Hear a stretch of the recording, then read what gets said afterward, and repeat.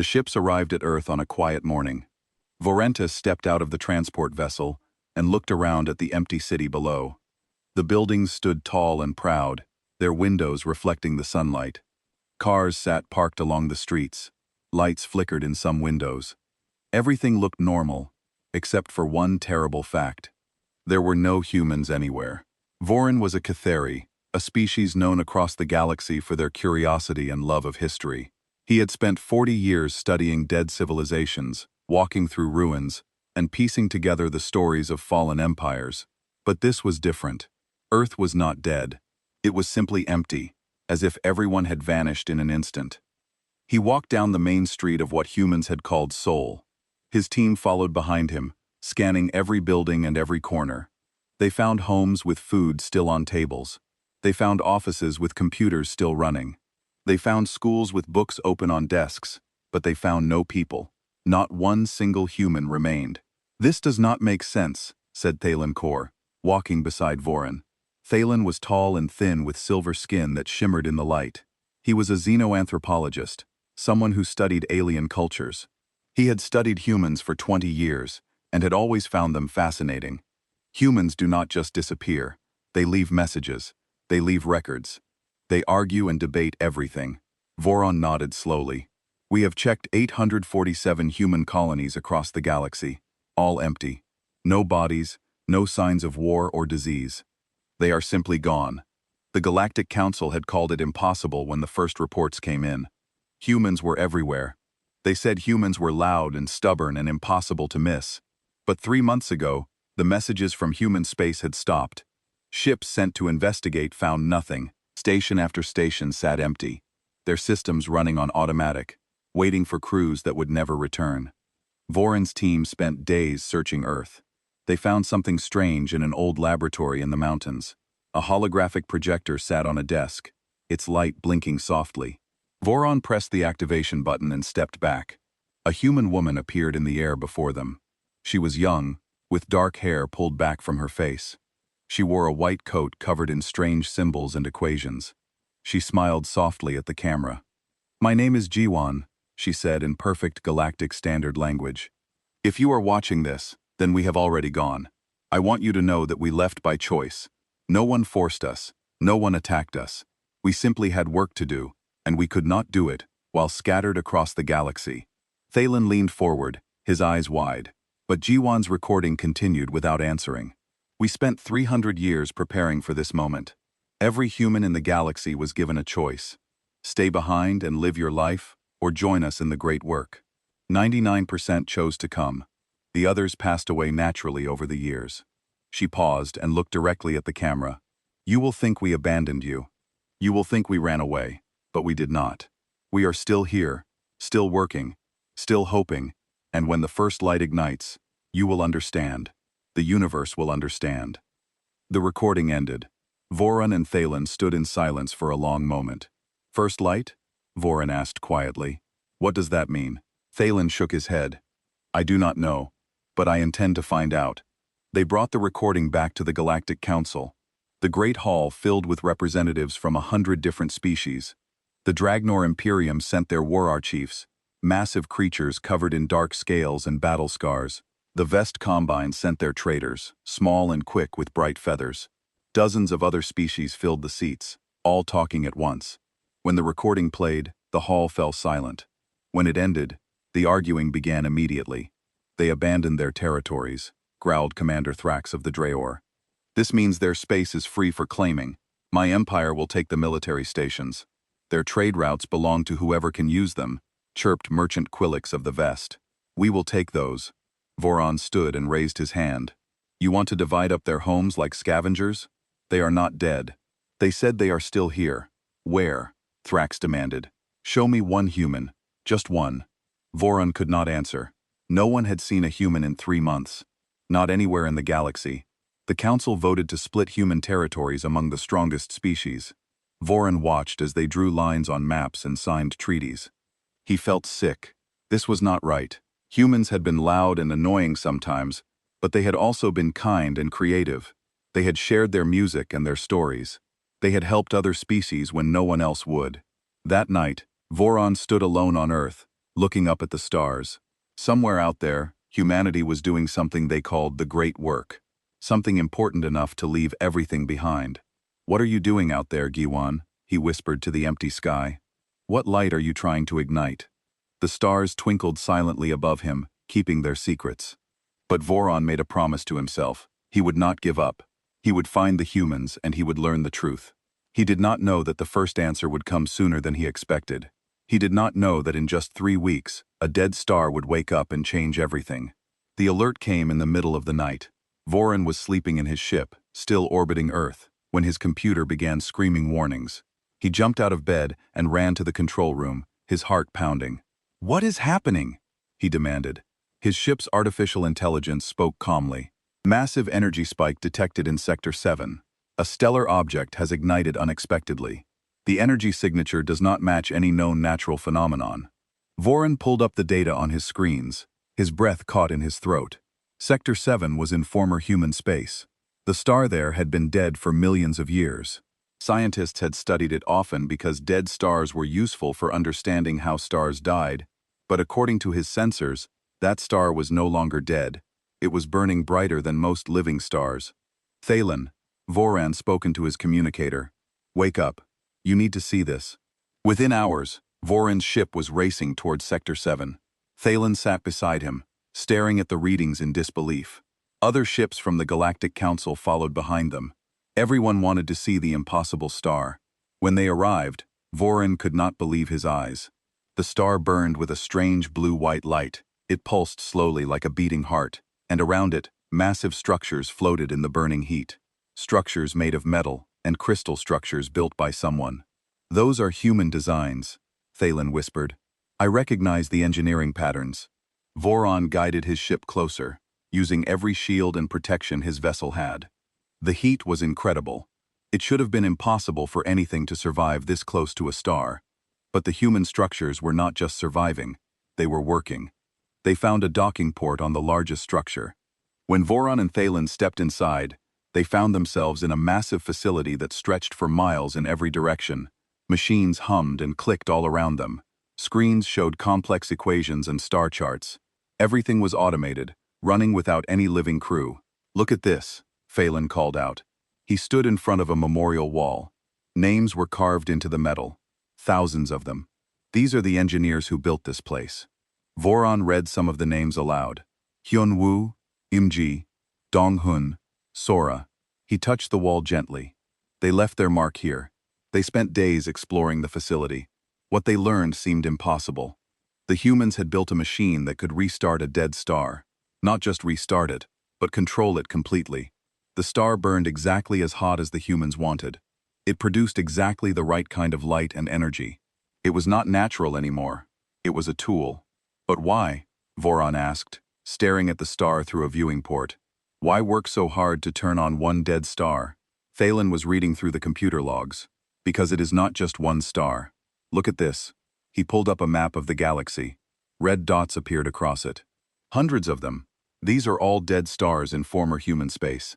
And according to this plan, they are all supposed to ignite one after another in a specific sequence. A sequence? Voron leaned closer. For what purpose? The logs do not say.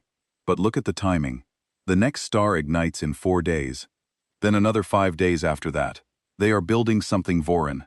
Something big. When they reported back to the Galactic Council, chaos erupted. Commander Thrax of the Drayor slammed his fist on the table. "This is a weapon. The humans are building a weapon. They will turn these stars against us." "That makes no sense," Voron argued. "If they wanted to attack us, they would have done it already. They had weapons before they left. They chose not to use them. Maybe they are building something worse," Thraxra growled. "Something we cannot defend against." Merchant Quillix of the Vest was more practical. "Weapon or not, these stars are in territory we claimed. We should control them. We should shut them down before the humans finish whatever they are doing." Voron felt anger rising in his chest. "You want to destroy something you do not even understand. Something that took humans hundreds of years to build." "We want to protect ourselves," Thrax said coldly. The council voted to send military ships to the next star scheduled to ignite. They would secure the area and prevent the ignition if possible. Voron knew this was wrong, but he could not stop them. He was just one scientist, and they were empires with armies. 4 days later, Voron watched from a safe distance as the Drake fleet surrounded the next dead star. Massive warships positioned themselves in a defensive sphere, their weapons charged and ready. They waited for something to happen, and then it did. The star began to glow, not suddenly, but slowly. Like a flower opening to the sun, the human structures around it activated their machines, humming to life. Light spread from the core of the star, growing brighter and brighter. The Draknor ships fired their weapons at the structures, but something strange happened. The weapons did not explode when they hit. They simply stopped. Frozen in space by some kind of field, the star kept igniting, completely unbothered by the attack. Within an hour, the star was burning just like the first one. The same blue-white light, the same steady pulse. And then the star began to speak, not with words exactly. It pulsed in patterns, mathematical patterns. Voron's computer analyzed them quickly. It is a message, his AI said. A message encoded in light. Thalen helped him decode it. When they finished, they both sat in stunned silence. The message was simple. We are still here. We are still working. Do not be afraid. The third light will show you more. Voron looked at Thalen. They are talking to us through the stars themselves. They are not building a weapon, Thalen said quietly. They are building a communication network. Or maybe something even bigger. More stars ignited over the next weeks. Each one sent messages in light. Each one added to a growing pattern across the galaxy. And finally, the messages started including coordinates. Coordinates pointing to one place, the galactic core, the center of their entire galaxy, where a supermassive black hole lurked in darkness. They want us to come there, Voron said. It could be dangerous, Thalen warned. I know, Voron replied, but I have to go. I have to know the truth. The journey to the galactic core took 3 months. Voron and Thalen traveled together in Voron's research ship, following the path of ignited stars. Behind them came ships from a dozen different species. Some came out of curiosity, others came out of fear. The Drachor sent warships. The Vest sent merchant vessels hoping to find profit. Others came simply because they had to know. Every week, more stars ignited along their route. Each one pulsed with that strange blue-white light. Each one sent mathematical messages that pointed them forward. It was like following a trail of breadcrumbs through the darkness of space. They planned this carefully, Thalen said one evening, studying the star maps. Each ignition is timed perfectly, each one visible from multiple systems. They wanted to make sure we would follow. Voron nodded. But why lead us to the galactic core? No one goes there. The radiation is too strong. The gravitational forces are too dangerous. Ships that go too close never come back. Maybe that is exactly why they chose it. Thalen suggested a place where no one would bother them while they worked. As they got closer to the core, the number of ignited stars increased. What started as one star every few days became dozens, then hundreds. They formed patterns in space, geometric shapes that stretched across light years. Triangles connected to circles, connected to spirals. It was beautiful and terrifying at the same time. Kiravan joined their journey at the halfway point.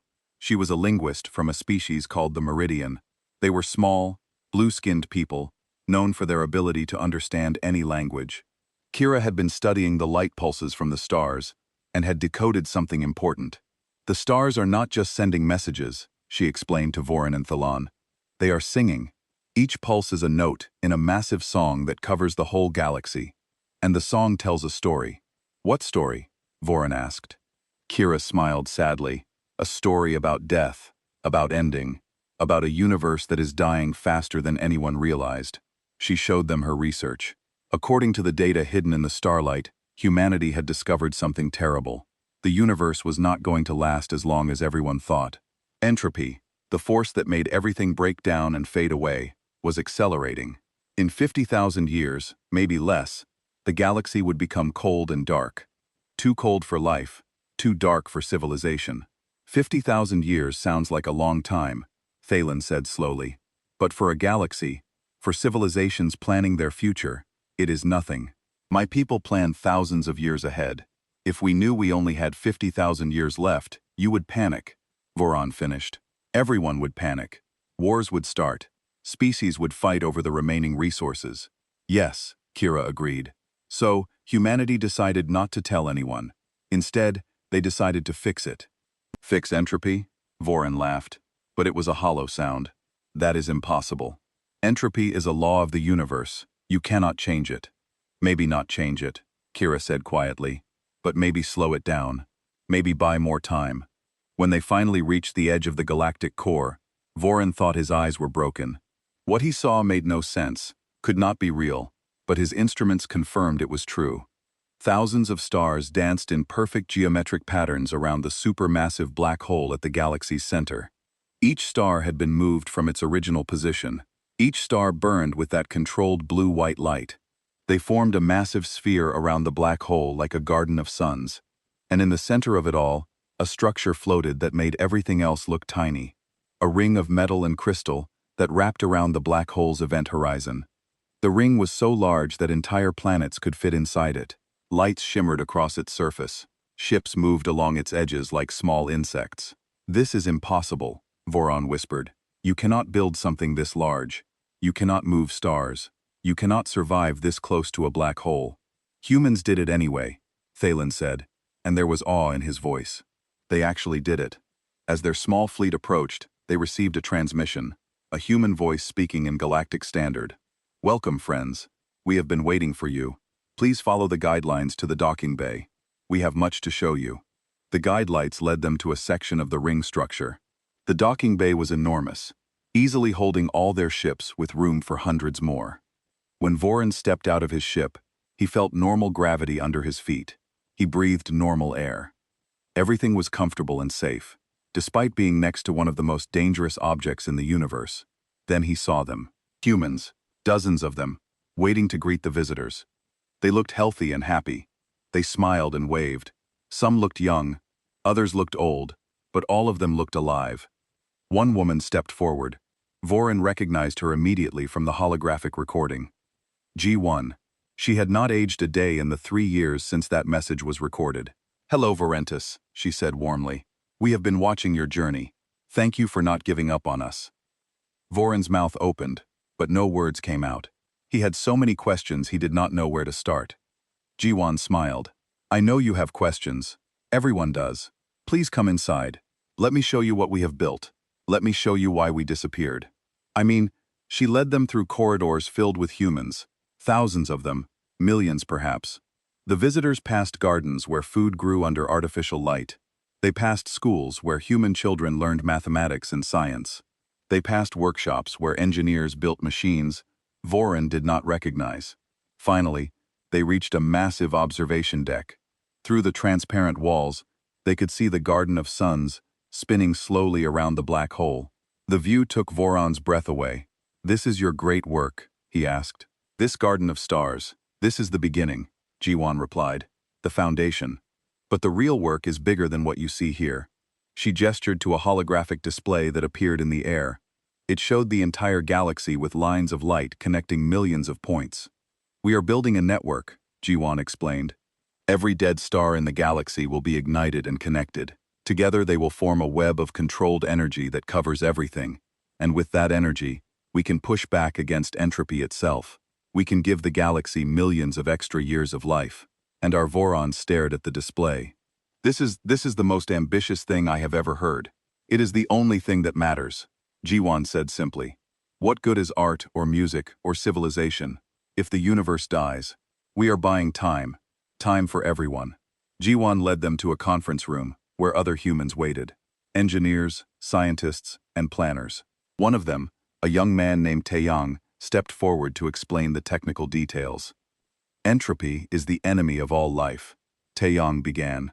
He spoke slowly, making sure everyone understood. "Everything in the universe moves toward disorder. Hot things cool down. Organized things fall apart. Stars burn out. Eventually, everything becomes cold and dark. This is natural. This is normal." He pulled up charts showing the universe's timeline. "But we discovered something terrible. The rate of entropy is accelerating. Something about dark energy is causing reality itself to break down faster than we predicted. The galaxy has maybe 50,000 years before it becomes uninhabitable." End quote. Voran watched as the other alien visitors reacted with shock. Whispers filled the room. Some refused to believe it.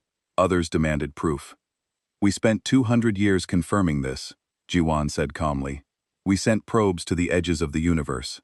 We measured everything we could. The data is clear. The universe is dying young, so you decided to keep it secret, demanded a Drycher officer. You decided we did not deserve to know. We decided not to start a panic, Jiwan replied firmly. If we had announced this, what would have happened? Wars over resources. Species fighting to control what little time remains. Chaos and destruction while the clock ticked down. Instead, you disappeared and left us confused, the officer growled. Instead, we went to work, Taeyong said. Because we found a solution. Entropy cannot be stopped, but it can be slowed. If we can control enough energy at a large enough scale, we can create pockets of stability. We can buy time. He showed them the stellar network in detail. Each ignited star was not just a light source. Each one was a node in an energy web. Together, they could redistribute heat and energy across vast distances. They could keep stars burning longer. They could stabilize regions of space that would otherwise collapse, but it requires precision. Taeyong continued. Every star must be positioned exactly right.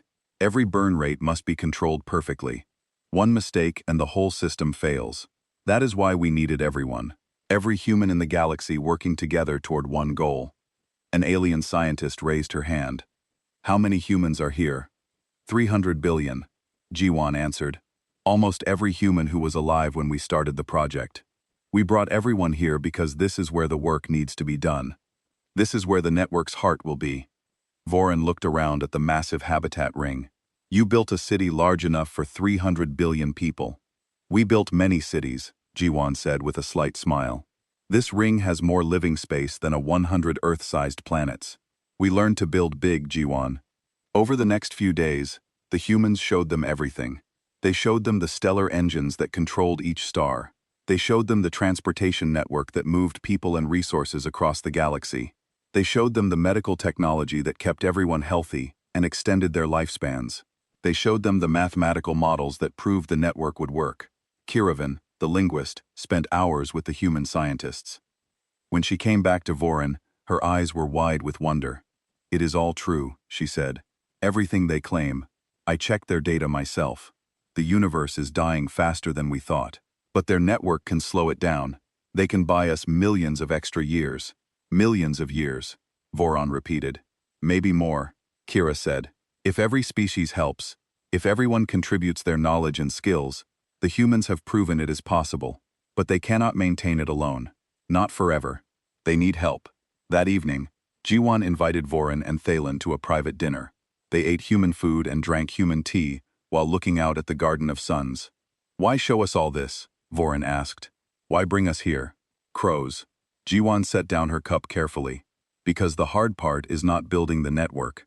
The hard part is maintaining it. We need it to last millions of years. We need it to adapt as the universe changes. One species, no matter how dedicated, cannot do that alone. We need everyone. You want us to join you? Thalen said slowly. We want to invite you, Jiwan corrected. Every species in the galaxy.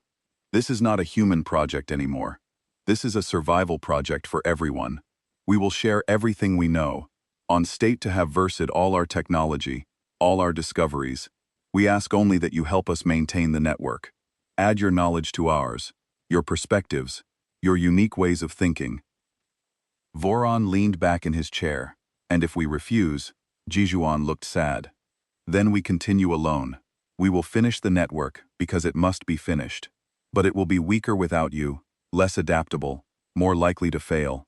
And if it fails, everyone dies. Not just humans, everyone. You are asking for a lot of trust, Voran said. You disappeared without warning.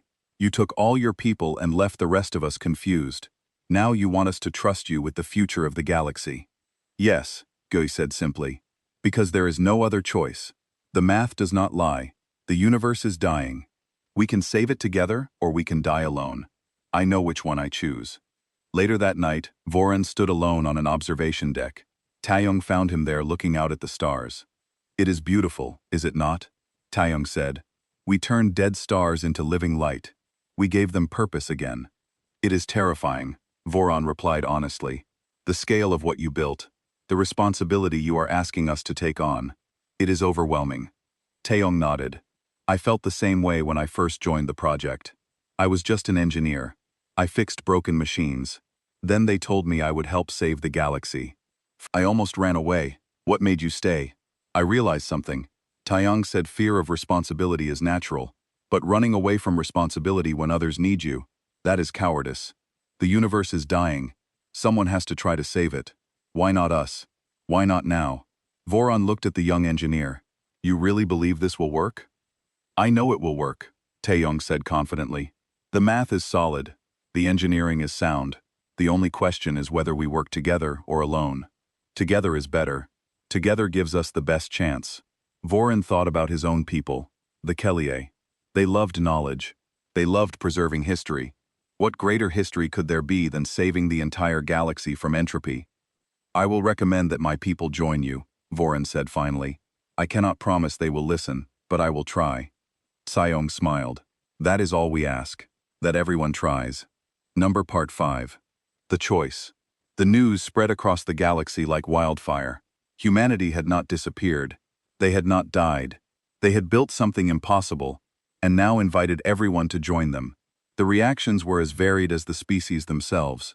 The Kaliri Council voted immediately to support the project. They sent scientists and historians to the galactic core. The Meridian followed soon after, offering their linguistic skills to help communicate across the network. Smaller species, ones who had always feared being conquered by larger empires, saw the project as hope, a chance for cooperation instead of domination. But the powerful empires hesitated. The Draknor Imperium saw the network as a threat to their military power. If energy could be controlled and shared freely, what good were weapons? What good was conquest? Commander Thrax spoke to his war council with anger in his voice. This is a trap, he declared. Humans want us to become dependent on their network. Then they will control us, control our energy, control our worlds. His generals agreed. The Draknor military began preparing for war. They would destroy the network before it could be completed. They would show the galaxy that the Drayor could not be controlled or manipulated. The Vest Combine had different concerns. If energy becomes free, how do we make profit? Asked Merchant Quillix. Our entire economy is based on trading resources. If the humans give everything away for free, we become worthless. Other species had their own fears and doubts. Some worried about losing their independence. Others worried about human dominance. Still others simply could not believe the entropy data and thought it was all an elaborate lie. Phelan traveled between worlds trying to convince leaders to support the project. He showed them the data. He explained the mathematics. He answered every question. But fear and suspicion were hard enemies to defeat. Meanwhile, Voron stayed at the galactic core, learning everything he could about the network. He met hundreds of human engineers and scientists. He learned their names and their stories. He learned why they had dedicated their lives to this work. One engineer named Seo-jun showed him the control systems. Every star is connected, Seo-jun explained. If one fails, the others adjust automatically. The network is alive in a way. It learns, it adapts. What happens if someone attacks it? Voron asked. Seo-jun smiled sadly. We designed it to be defensive only. The energy can be redirected to create barriers and shields, but we cannot use it to hurt anyone. That was our first rule when designing the system. Save life. Never take it. Even if someone tries to destroy you. Even then, Seo-jun confirmed. If we used the network as a weapon, we would become the very thing we are trying to prevent. Chaos. Destruction. Death. 6 months after the invitation was extended, the Draxor fleet arrived. 5,000 warships surrounded the galactic core. They carried enough weapons to destroy planets. Commander Thrax broadcast a message to the humans and all the species watching. You will shut down your network, Thrax demanded. You will abandon this project. If you refuse, we will destroy everything you have built. You have 1 day to decide. Giwan appeared on every screen across the galaxy. She looked tired but determined. We will not shut down the network. The galaxy needs it. All life needs it. If you attack us, we will defend ourselves, but we will not fight back with violence. Thrax laughed. Then you will die. The attack began at dawn. Drator warships fired missiles and energy weapons at the stellar engines. They targeted the habitat ring. They tried to destroy the control systems. It was the largest military assault in galactic history. But something strange happened. The weapons never reached their targets. As soon as they got close to the ignited stars, barriers of pure light appeared. The light was not solid, but nothing could pass through it. Missiles exploded harmlessly against it. Energy weapons scattered and dissipated. Seojun, sitting at his control station, worked calmly with his team. They redirected energy from the stellar network, using it to create defensive shields. Every attack was blocked. Every weapon was stopped, but no Draknor ships were destroyed. No Draknor soldiers were killed. "Why do you not fight back?" Thrax screamed over the communication channel. "Why do you not defend yourselves?" "We are defending ourselves," Jiwon replied calmly. The battle lasted for 3 days. The Drachor threw everything they had at the network, but they could not break through the barriers of light. Their weapons were useless. Their ships exhausted their ammunition. And through it all, the humans did not fire a single shot in return. On the 3rd day, something unexpected happened. A Dravor scientist named Kronvar broke away from the fleet. He broadcast a message to his own people and to the entire galaxy. "I have reviewed the human data," Kronvar said. "I have checked their calculations. Everything they claim about entropy is true. Everything they claim about the network is true. They are not lying. They are not manipulating us. They are trying to save us." He showed his own research, his own calculations. Other Draugr scientists watched and began checking the work themselves. Slowly, doubt crept into the Draugr ranks. "Commander Thrax is wrong," Kronvar declared. "If we destroy this network, we doom ourselves. We doom everyone. I am joining the humans. I am asking all scientists to join me." One by one, Draknor ships broke formation. Their scientists and engineers came to the galactic core wanting to see the truth for themselves. They studied the data, they examined the network, and they came to the same conclusion. The humans were telling the truth. The Dragnor military leaders tried to maintain control, but it was too late. Their own people were abandoning the war. Within a week, half the fleet had defected. Within 2 weeks, Commander Thrax stood alone with only his most loyal ships. Thrax made one final broadcast. "You have won," he said to John. "Not through strength, not through weapons, but through truth. I do not like it, but I cannot deny what my own scientists tell me." He paused, and when he spoke again, his voice was different, quieter, almost humble. "What do you need from the Dragnor people?" Jaga smiled. "Your strength, your discipline, your organizational skills. The network needs maintaining across millions of years. Drachor efficiency would be invaluable. Will you help us?" "Well, will you help us?" Thrax was silent for a long moment. Then he sighed. "Yes, we will help. But I want it recorded that I still do not trust you." "That is fair," Jan said. "Trust must be earned. We have time to earn it." Over the next years, more species joined the project. The Vest Combine realized they could profit by helping coordinate resources across the network rather than hoarding them. Other empires saw the benefits of cooperation. Scientists from 100 worlds came to work together. The network continued to grow. More dead stars were ignited. More connections were made. The web of light spread across the entire galaxy. And with each new star, entropy slowed just a little bit more. Time was being bought. Life was being extended. 500 years later, an old Keeltheri stood on an observation deck with a young human child. The Keeltheri was Thalen Kor. Though he was very old now, medical technology had extended his life far beyond normal, but he was still ancient. The human child was named Juno, and she had never known a galaxy without the network. "Is it true you knew Giwan?" Juno asked. "The one who started everything?" "I did," Phelan said with a smile. "She was remarkable. Strong and gentle at the same time.